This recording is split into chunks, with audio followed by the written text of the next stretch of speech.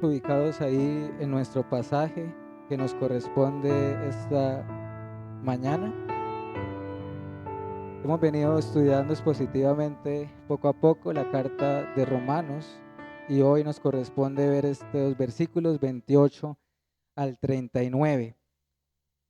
Y hermanos, el capítulo 8 que estamos viendo realmente ha sido precioso, las enseñanzas que hay contenidas en este capítulo, en toda la carta, pero también en este capítulo. Como iniciamos, ya no hay ninguna condenación para el que está en Cristo Jesús. Hemos visto en este capítulo 8 que el creyente es aquella persona que anda en el Espíritu o guiado por el Espíritu Santo y no en la carne. Hemos visto verdades espirituales hermosas, tales como la adopción de Dios o cómo Dios nos adopta en Jesucristo. Y si hay adopción, también la Biblia nos habla nos habla de una herencia, de que somos coherederos con Cristo. Nos habla de las glorias que la guardan a los creyentes en la eternidad. Hemos visto en este mismo capítulo 8 de Romanos misterios, tales como un clamor inaudible de la creación, pero que está ahí, un clamor inaudible del Espíritu Santo que mora en un creyente. Y vamos a continuar con este precioso capítulo, versículo 28 al 39. Y pido al Señor, hermanos y amigos, que estas palabras de esta mañana no vayan al aire, sino que den fruto en sus corazones y en el mío. Que la palabra caiga en un terreno, en un camino fértil que produce fruto. Hermanos, siempre que nos expongamos a la palabra, oremos para que nuestro caso sea el de la semilla, recuerden, que no sea más bien el caso que cayó junto a pedregales o entre espinos o, o que fue ahogada junto al camino por las preocupaciones, por el amor a este mundo, sino que sea un buen terreno. Cada vez que la Biblia es predicada, esto está pasando en este lugar. Esta semilla está cayendo en diferentes terrenos. De modo que examinémonos cuál es el nuestro. Y en mi opinión, iglesia, esta porción de la escritura que vamos a estar considerando en este momento es una de las porciones de la escritura más notables, más hermosas de todo el Nuevo Testamento, o por qué no de las escrituras. Y creo que no estoy exagerando. Toda la Biblia es hermosa, lo hemos visto, es bella, pero ciertamente existen pasajes en la Biblia que tienen un brillo singular, tienen un brillo particular y creo que estamos ante uno de esos pasajes. Aquí hay cosas gloriosas en estos 11 versículos, tales como lo siguiente: la providencia de Dios, la elección o la predestinación, la salvación, la perseverancia de los creyentes, el amor de Dios, la victoria en Cristo, entre otros. Hermanos, este es uno de esos pasajes donde radica la victoria de un cristiano y la seguridad de un creyente. De hecho, esta enseñanza se titula La seguridad y la victoria en Cristo. Seguridad y victoria en Cristo, porque eso es lo que veremos, seguridad y victoria. Este pasaje nos habla de seguridad y de victoria. Si tú eres cristiano en esta mañana, aquí en esta porción está tu gozo, en esta porción de la escritura está tu paz. Y si un pasaje como esta no nos brinda ningún consuelo, confianza, paz y seguridad, hermanos, no sé qué podrá hacerlo realmente. Versículo 28. Sabemos que los que aman a Dios, todas las cosas les ayudan a bien. Todo esto es a los que conforme a su propósito son llamados. Aquí hay varios elementos que debemos notar y detenernos. No podemos pasar tan superficialmente este versículo. Romanos 8:28 es una promesa. Es una gran promesa sin lugar a dudas. Y este es un versículo, Romanos 8:28, que sé que muchos creyentes y muchos de nosotros memorizamos, no lo sabemos de memoria, ¿verdad? Sin embargo, debemos apreciar que esta promesa es una promesa limitada, no limitada en cuanto a su poder, no limitada en cuanto al consuelo que da el creyente, sino limitada en cuanto a su alcance. Lo que quiero decir, iglesia, es que esta promesa no es para todos los seres humanos. esta es una promesa que es exclusiva para los hijos de Dios, para los hijos de Dios, para los creyentes. ¿Por qué? Porque nos dice para quienes aman a Dios. Aquellos que no le aman, que no esperen o no guarden esperanzas en cuanto a este versículo. Porque en los que no aman a Dios, todas las cosas no les ayudan a bien, de ninguna manera. Más bien, quienes le aborrecen o le odian o le desechan, todas las cosas les ayudan a mal. Son para juicio, incluso por muy buenas que éstas aparenten ser. Por bendiciones terrenales que sean, no les ayudan a bien. Pero para los que aman a Dios, les es para bien, incluso aquellas cosas que pueden aparentar ser malas. Me refiero a aflicción, enfermedad, tribulaciones. Dice, todas las cosas les ayudan a bien. Habiendo definido quiénes son los destinatarios de esta promesa, surge la pregunta, bueno, ¿a qué se refiere el apóstol Pablo cuando dice todas las cosas? Y es que este versículo, hermanos, está muy conectado con el 18, de ahí el mismo capítulo. Pues tengo por cierto que las aflicciones del tiempo presente no son comparables con la gloria venidera que en nosotros ha de manifestarse. Recordemos que Pablo lo que viene haciendo es consolando a los creyentes que están en Roma, diciéndole sus sufrimientos, sus aflicciones del tiempo presente no se pueden ni siquiera comparar con las cosas que le aguardan a los creyentes, ¿verdad? Esto quiere decir que cuando Pablo dice acá, todas las cosas les ayudan a bien, se refiere a todas ellas, evidentemente. Y de hecho, en los siguientes versículos él va a definir un poco más qué son todas estas cosas. Tribulación, angustia, enfermedad, muerte, la vida, lo porvenir y demás, ¿verdad? ¿Qué nos enseña todas las cosas? La providencia de Dios, la soberanía de Dios. ¿Qué nos enseña todas las cosas? Que todo lo que le ocurre a un hijo de Dios tiene un propósito en particular, un sentido, una razón de ser. Todo lo que le sucede a quienes aman a Dios viene de Dios, ha sido ordenado por Él y es para su bien. El fin es el mismo. Puede ser que las providencias de Dios sean diferentes para cada uno de sus hijos, pero el fin, el propósito es el mismo. Este verso nos enseña, todas las cosas nos enseña que tal cosa como el azar no existe. Las cosas no suceden porque sí o por coincidencia, ni por accidente. Todo, absolutamente todo lo que sucede bajo el sol es providencia de Dios y particularmente lo que tiene que ver con sus hijos. Todas las cosas les ayudan a bien. ¿Cuál bien? ¿Verdad? ¿A cuál bien se refiere Pablo? Del que dice acá que todos los que aman a Dios, todas las cosas les ayudan a bien. ¿A cuál bien se refiere el apóstol, hermano? ¿Cuál bien tenía en mente Pablo? No es algo abstracto, no es algo general que no se pueda definir, no. Acá se refiere a la santificación del creyente. Es decir, la promesa del versículo 28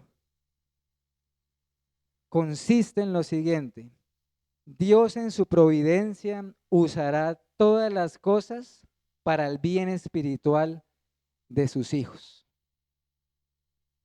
Todo lo que le suceda a un cristiano está diseñado para el bienestar de su alma. Está diseñado para que ellos sean, lo dice el verso 29, conformados a la imagen de su Hijo Jesucristo. Está diseñado para que el creyente crezca en piedad, en santidad.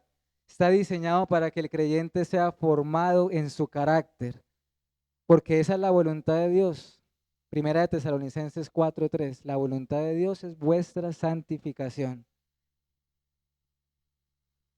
Sí, hermanos, no sé cómo es que sucede, pero este texto nos está diciendo que cuando un creyente sufre o pasa enfermedad o muerte de un ser querido, o escasez, o persecución por causa de la palabra, o lo que sea que lo haga sufrir, eso Dios lo usará para su bien y particularmente para formarlo al carácter de Cristo.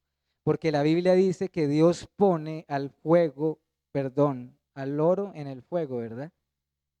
Para limpiar nuestras impurezas.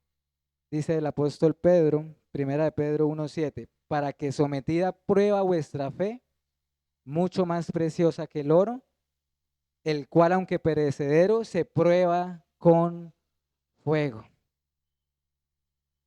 sea hallada en alabanza, gloria y honra cuando sea manifestado Jesucristo. Sí, iglesia, así como el fuego, ¿qué hace el fuego con los metales preciosos? Limpia la escoria, ¿verdad? Lo mismo, el fuego de la prueba y la adversidad purifica a los creyentes. Hermanos, todos sufrirán, creyentes y no creyentes. Cristo dijo, en el mundo tendrán aflicción, pero el creyente puede estar seguro de que todo sufrimiento que venga a su vida tiene ese único propósito, moldearlo y conformarlo a la imagen y a la semejanza de su Salvador.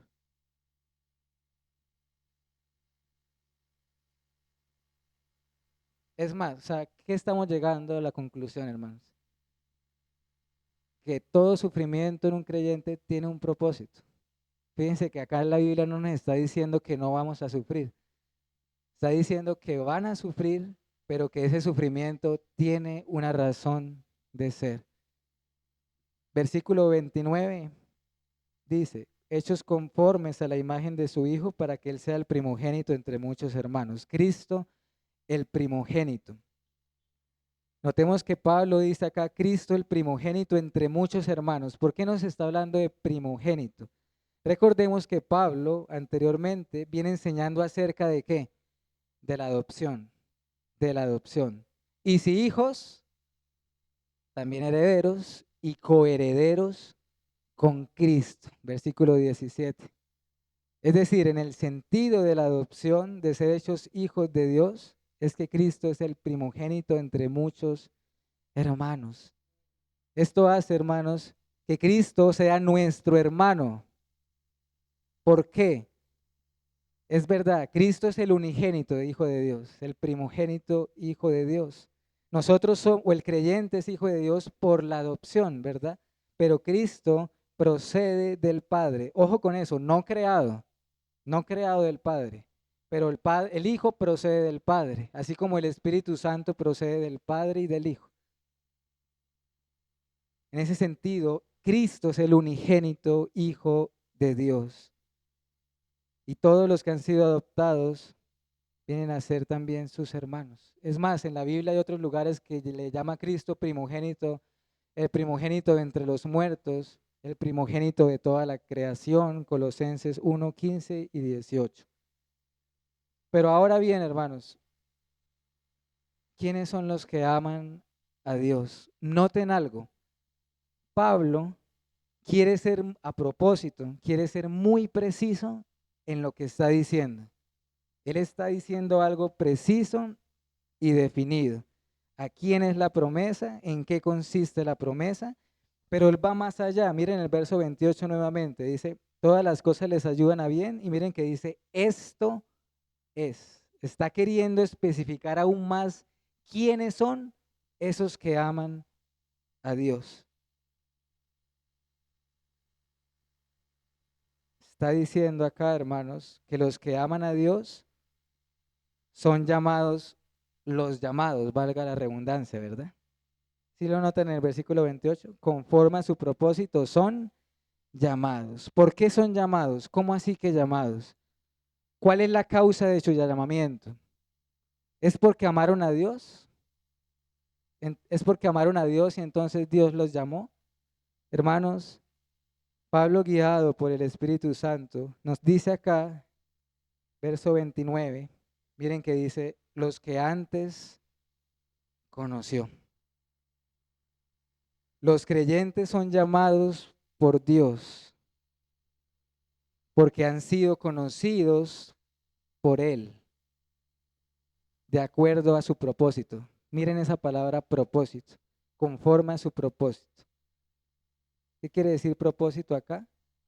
Conforme al designio de Dios, al decreto de Dios. Hermanos, acá estamos ante lo que se conoce como el consejo eterno de redención. ¿Qué significa esto? Que el Dios Trino, desde la eternidad pasada, es decir, antes de la creación de este mundo físico, Él diseñó un plan, tener un pueblo para sí mismo, y los eligió para salvación, y Cristo, su Hijo, aceptó venir y descender y hacerse hombre para redimir a aquellos que el Padre le dio. Este es uno de los textos más claros y precisos conforme a la doctrina de la elección o la predestinación de Dios. Para muchos hermanos, incluso que profesan la fe, esta doctrina de la elección es odiada. No toleran ni soportan. ¿Cómo así que Dios elija a unos para salvación y a otros no? ¿Cómo así? Pero para el creyente, iglesia, esta es una de las doctrinas más dulces y preciosas de las Escrituras. Bendita elección, hermanos. Y no es el único texto que nos habla de un propósito o de un designio de Dios con relación a la salvación del hombre. Por ejemplo, leo Efesios 1, 4, 5, del 4 al 5. Según nos escogió, otra vez, ¿lo notan? En Él, antes de la fundación del mundo, para que fuésemos santos y sin mancha delante de Él. En amor, habiéndonos predestinado, otra vez está la palabra, para ser adoptados hijos suyos por medio de Jesucristo, según el puro afecto de su voluntad. Efesios 1, versículo 4 y 5. Otro pasaje, primera de Pedro 1, 2. Elegidos según la presencia de Dios Padre, en santificación del Espíritu, para obedecer y ser rociados con la sangre de Jesucristo. Hermanos, dice, son llamados conforme a su propósito. ¿Por qué son llamados? Dice, porque Dios los conoció, ¿verdad? A los que antes conoció de antemano. Alguien podría decir, bueno, Dios nos elige o elige porque Él previó de antemano, desde la eternidad, quiénes le amarían y quiénes habían de creer en Él. Por tal razón, eligen. Hermanos, este razonamiento no es otra cosa que salvación por obras, o que la salvación es virtud o méritos del hombre. Claro que Dios conoce de antemano todas las cosas y todo lo que sucede no le toma por sorpresa, y todo lo que sucede no solo Él lo conoce, sino que es porque Él lo ha ordenado. Pero cuando aquí habla de a los que antes conoció, esa palabra conocer significa a los que antes amó. A los que antes amó. Dice Efesios, en amor los predestinó, en amor, para ser semejantes o conformados a la imagen de Cristo, elegidos para obedecer a Cristo y ser rociados con su sangre. Notemos que la razón de este llamado, esta elección, no está en el hombre, sino en Dios mismo. Hermanos, si se tratara de que Dios nos conociera de antemano y que en base a eso eligió, ¿quién sería elegido? Nadie, nadie. ¿Y por qué Dios elige a su pueblo? Si es la pregunta que tenemos en esta mañana. ¿Cuál es la respuesta? Porque Él simplemente así lo quiso. Él quiso amar. ¿Había algo que motivara el amor de Dios a su pueblo? Nada, hermanos. Es algo similar a lo que ocurrió en el Antiguo Testamento con Israel. Dios les dice, no por ser vosotros más que todos los pueblos, los he apartado o los he escogido, dice Jehová. Estoy hablando de Deuteronomio 7, versículos 7 y 8. ¿Por qué los eligió Dios? Porque vosotros erais el más significante de todos los pueblos. Y acá está la respuesta. Sino por cuanto Jehová os amó y quiso. Y quiso. Por su gracia, hermanos. Dios eligió a un pueblo porque Él quiso hacerlo. Porque Él es aquel que hace todas las cosas según el puro afecto de su voluntad. Es decir, la causa de que Dios elija a un pueblo es sencillamente su soberanía, su voluntad que es libre, libre. ¿Qué quiere decir ese libre, iglesia?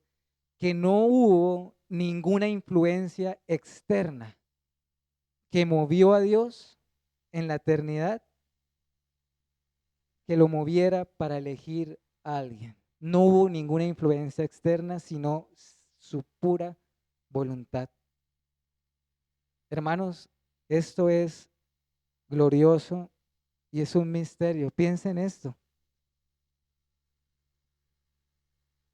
Si tú eres creyente en esta mañana, eres amado por Dios incluso antes de que tú nacieras, incluso antes de que este mundo fuera formado. ¿No es algo maravilloso, hermanos? Esto debería llenarnos de asombro, de asombro. Versículo 30. Este texto, iglesia, nos enseña que la salvación es del Señor. Así lo puedo resumir yo. A los que predestinó, a estos también llamó, y a los que llamó, a estos también justificó, y a los que justificó, a estos también glorificó. El Salmo 3:8 dice, la salvación pertenece al Señor. Y creo que eso es lo que nos enseña el versículo 30. Aquí tenemos que el hombre no contribuye ni participa en nada en relación con la salvación. La salvación pertenece a Dios desde el principio hasta el final. Desde el principio, según este texto, desde el predestinó, ¿verdad? Y hasta el final, desde donde dice glorificó. Acá en este versículo también se nos ofrece cierto orden en la salvación, evidentemente. ¿Cómo inicia esta salvación? Hermanos, ¿sí saben que la salvación de un creyente inició desde la eternidad? Inicia la elección en la eternidad pasada, luego se hace visible, se materializa en el llamamiento y luego se aplica al alma mediante la justificación y la santificación. Dios es quien elige, Dios es quien llama, Dios es quien justifica y Dios es quien santifica o glorifica. El texto nos dice que aquellos que Dios predestinó, que amó desde antes de la eternidad, los eligió para ser conformados a la imagen de Cristo. ¿Qué más nos enseña esto, hermanos? Cuando dice a los que predestinó, a estos también llamó. Pensemos un momento en esa palabra, llamó. ¿A qué se refiere con llamar? Iglesia, acá no se refiere al llamado general o al llamado externo que reciben todos los hombres cuando son expuestos al Evangelio. Porque nuestro Señor Jesús mismo dijo, muchos son los llamados, pero pocos los escogidos, ¿verdad? Fíjense que ese texto, Cristo está diciendo que no todos son escogidos, ¿verdad? Pero entonces, ¿a cuál llamado se refiere acá este versículo, hermanos? Son muchos los que oyen la libre oferta del Evangelio. Muchos lo rechazan, pero otros creen. Pues bien, estos últimos son los llamados, los que creen, los que son llamados internamente o eficazmente. El llamamiento eficaz. ¿Qué es esto del llamamiento eficaz? Que a todos aquellos que Dios ha elegido para salvación, un un día, en el tiempo señalado por Dios, ellos serán llamados y responderán al Evangelio. Dios les concederá el don del arrepentimiento y de la fe. Y allí se da la conversión y el nuevo nacimiento. Dios les salva, les justifica, los declara justos, les perdona y ahora los santifica para librarlos en la glorificación final. Ahora, este versículo 30 también nos dice algo muy importante, hermanos. La seguridad de la salvación. Pablo en otro lugar, Filipenses 1:6, dijo, estoy persuadido de esto. ¿Qué cosa? El que comenzó en vosotros la buena obra la perfeccionará hasta el día de Jesucristo. Hermanos, el versículo 30 no solamente nos muestra el orden en la salvación, sino que nos enseña la seguridad de la salvación. Este texto que está afirmando, él no está diciendo, quedamos en duda, es una remota posibilidad solamente, no. El verso 30 está haciendo una afirmación. Él está afirmando que todos los elegidos ciertamente serán llamados, ¿verdad? Y todos los llamados serán justificados y todos los justificados glorificados. Es decir, no puede pasar tal cosa que alguien sea un elegido y nunca en su vida sea llamado. No puede existir tal cosa como que alguien sea llamado pero no haya justificación. Y no existe tal cosa como una justificación sin santificación. Y noten algo, algo que es algo notable. Miren que todas las palabras están en pasado. Predestinó, llamó, justificó y glorificó. Todas están en pasado. ¿Por qué?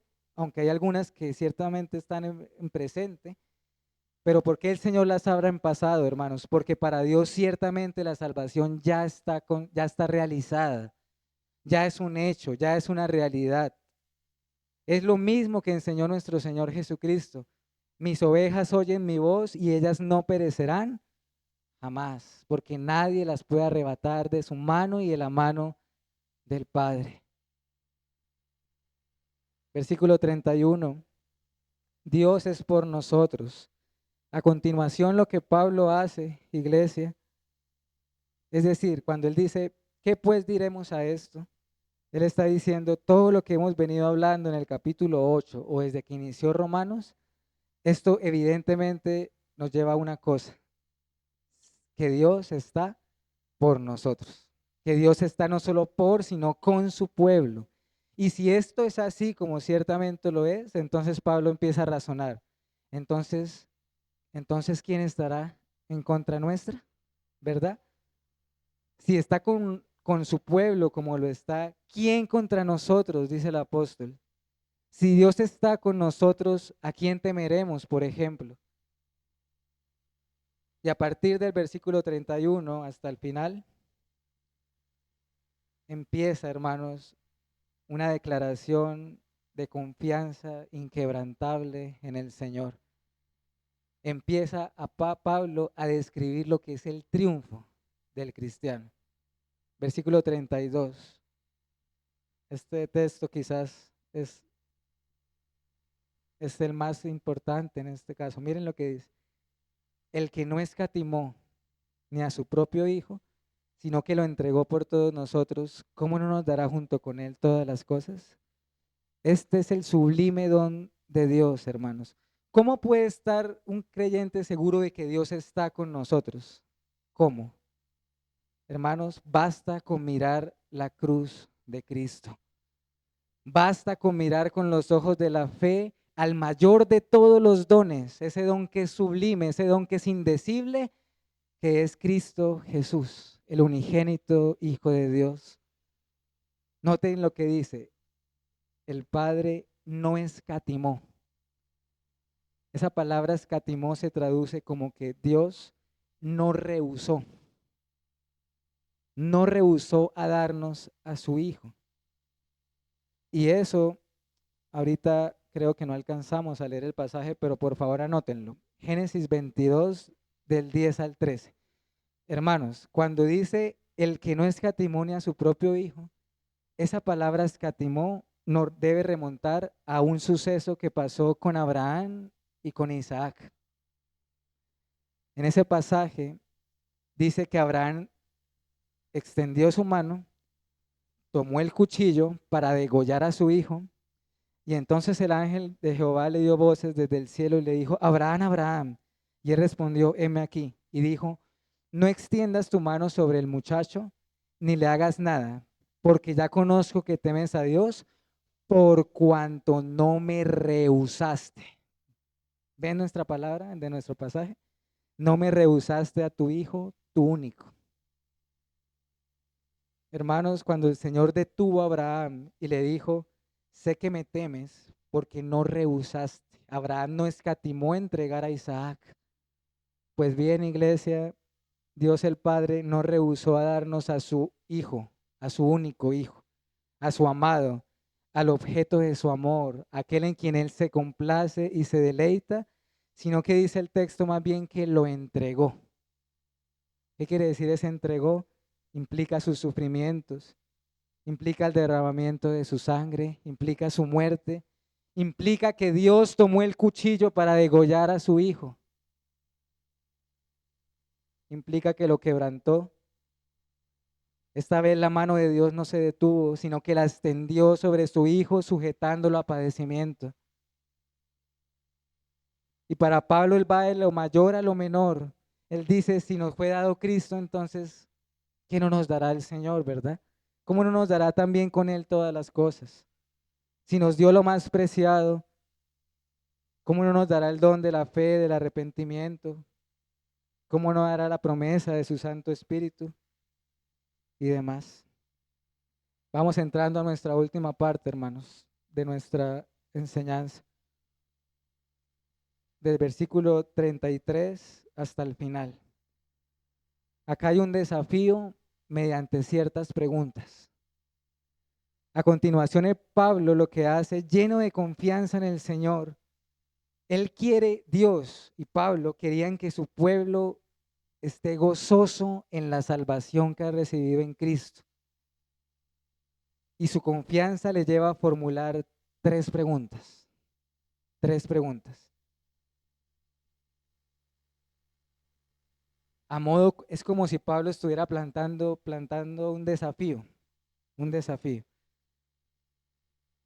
Como diciendo dónde están nuestros enemigos, ¿verdad? No desconociéndolos, pero sí reconociendo que estos enemigos ya no tienen ningún poder en el creyente, porque el creyente ya es victorioso. Quiero que notemos la similitud que hay en estos últimos versículos con un pasaje de Isaías, y es sorprendente el parecido que hay. Isaías 50 del 7 al 9. Miren lo que dijo el profeta Isaías. Isaías 50 del 7 al 9. Porque Jehová el Señor me ayudará, por tanto no me avergoncé. Por eso puse mi rostro como un pedernal y sé que no seré avergonzado. Cercano está de mí el que me salva. Y miren lo que empieza a decir. ¿Quién contenderá conmigo? Juntémonos. ¿Quién es el adversario de mi causa? Acérquese a mí. He aquí que Jehová el Señor me ayudará. Y miren lo que dice después. ¿Quién hay que me condene? ¿Notan la relación, hermanos? El profeta Isaías está diciendo casi que exactamente lo mismo que el apóstol Pablo. La primera pregunta consiste: ¿quién acusará? ¿Verdad? ¿Quién acusará a los elegidos de Dios?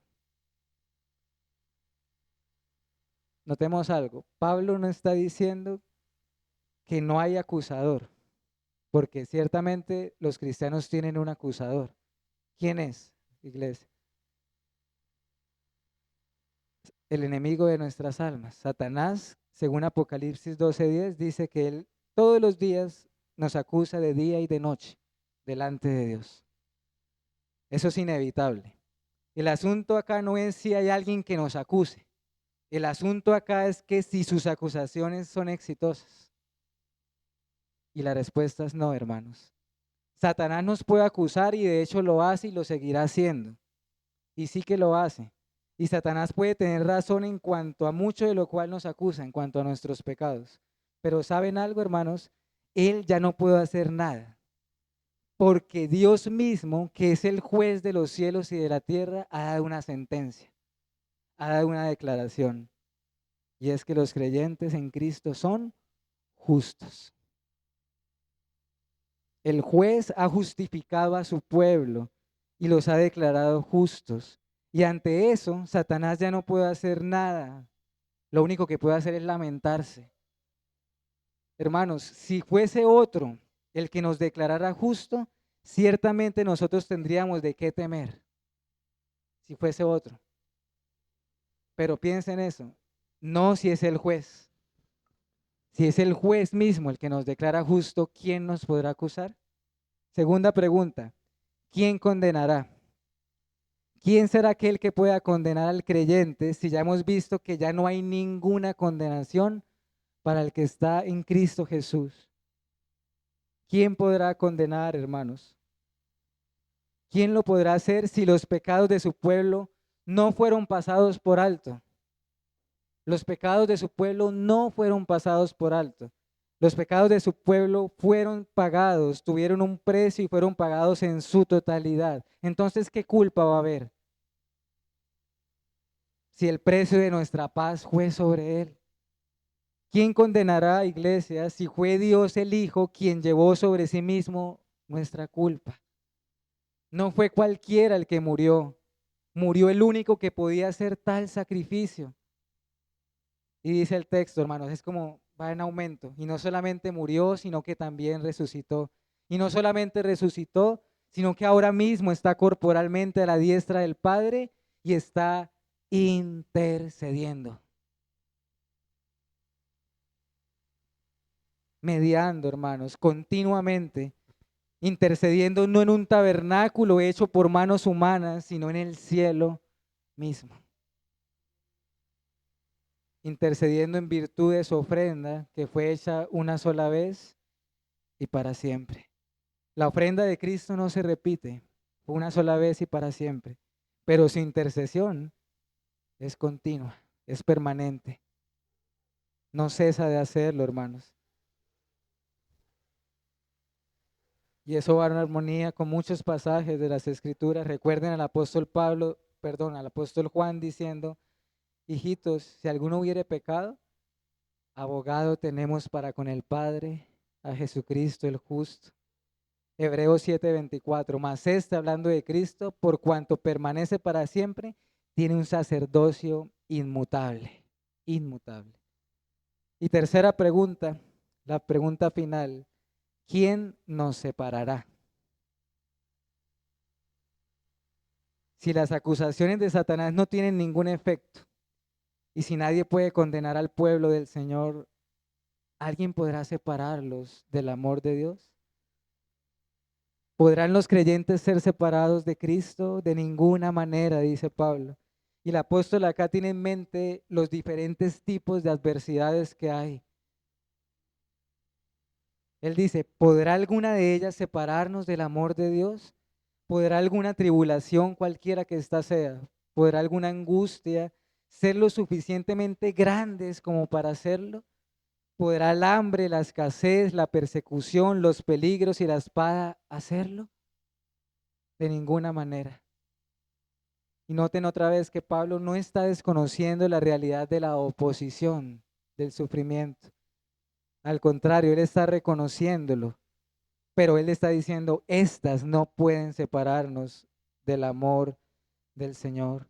No las está evitando porque la Biblia dice, amados, no os sorprendáis del fuego de la prueba como si alguna cosa extraña les estuviera aconteciendo, ¿verdad? Pero ahora, ¿cuál es la razón por la cual hay una razón? No es simplemente palabras por palabras. Hay una razón, una realidad por la cual un creyente jamás podrá ser separado de Cristo. ¿Cuál es la razón? Versículo 37. Antes, en todas estas cosas, somos más que vencedores por medio de aquel que nos amó. Es decir, somos vencedores en el vencedor. Este texto está declarando que el creyente no puede ser separado del Señor porque el creyente ha vencido, iglesia. Este versículo le está diciendo al creyente victorioso. La Biblia llama al creyente más que vencedor. Como lo dijo Filipenses 4:13 también, todo lo puedo en Cristo que me fortalece. Hermanos, y miren algo, cuando dice acá, somos más que vencedores por medio de aquel que nos amó, no es un, no es un mensaje motivacional el que estamos viendo acá, ¿verdad? No es un mensaje humanista, no es un pensamiento positivo, no es un campeón que hay en ti o en mí, no. Acá hay algo cristocéntrico, hermanos. Esto es una victoria que es real. Los creyentes son vencedores porque Cristo Jesús, su capitán, su comandante en jefe, ha vencido como un ejército. No es que seamos vencedores en nosotros mismos. Si la Biblia nos llama vencedores, es porque Cristo ha vencido primero y porque el creyente está unido a Cristo.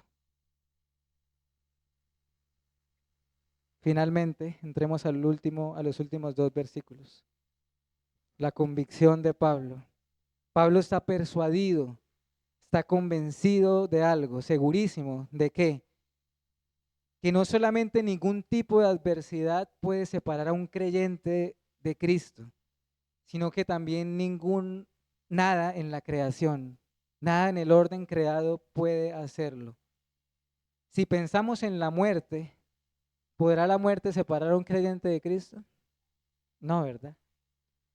Como dijo un autor puritano, la muerte del creyente es su mejor día. La muerte de un creyente es el velorio de sus sufrimientos y es el entierro de sus aflicciones. Hermanos, la Biblia dice, el postrer enemigo que será destruido es la muerte. ¿Dónde está, oh muerte, tu aguijón? ¿Dónde está, oh sepulcro, tu victoria?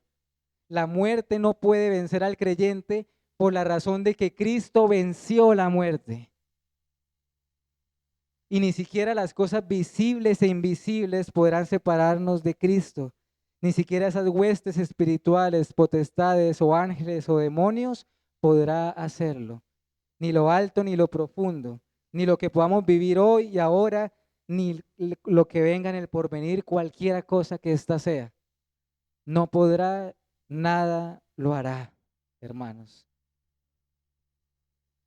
Noten acá cómo Pablo también muestra la unidad y la distinción entre el Padre y el Hijo.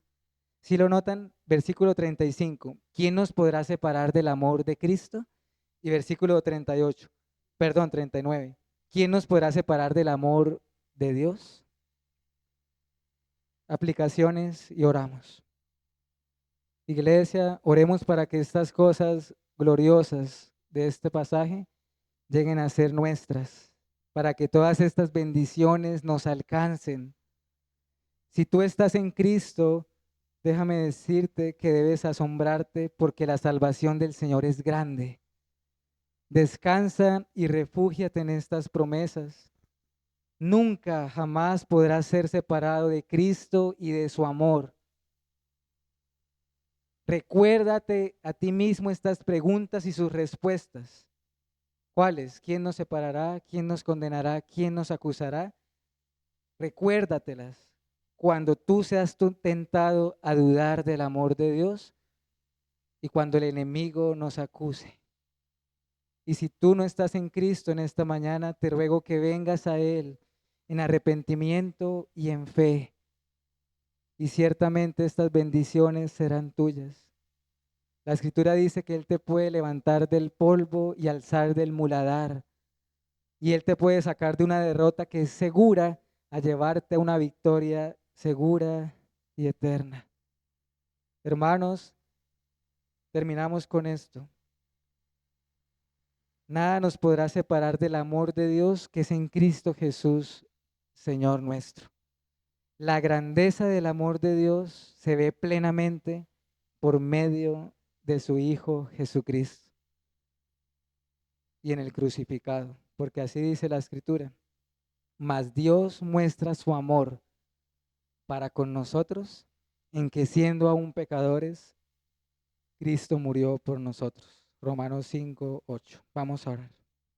Padre Celestial, nuevamente queremos darte gracias, Señor, y adorarte por todo lo que tú eres, Señor, toda tu gloria, tu majestad, tus atributos. Pero gracias de manera especial por la gran obra de la salvación. Oh Señor, cuán grande y cuán profundo es tu amor en Cristo. Perdónanos porque no alcanzamos ni alcanzaremos a dimensionar la grandeza de estas bendiciones. Te ruego, Señor, que tú sigas llamando a los que elegiste, sigas perdonando, redimiendo y sigas haciendo tu obra hasta el día de la venida de tu Hijo Jesucristo. Y te ruego, Padre, que estos versículos, que sean tu palabra misma, la que en esta mañana traiga consuelo a cada uno de los que están presentes en este lugar. Oh Señor, que sea nuestro caso el que tú estás con nosotros, porque si es así, ¿quién contra nosotros? Gracias, Señor, porque la victoria nos es segura. Nuestro Señor ya venció en Cristo Jesús. Amén.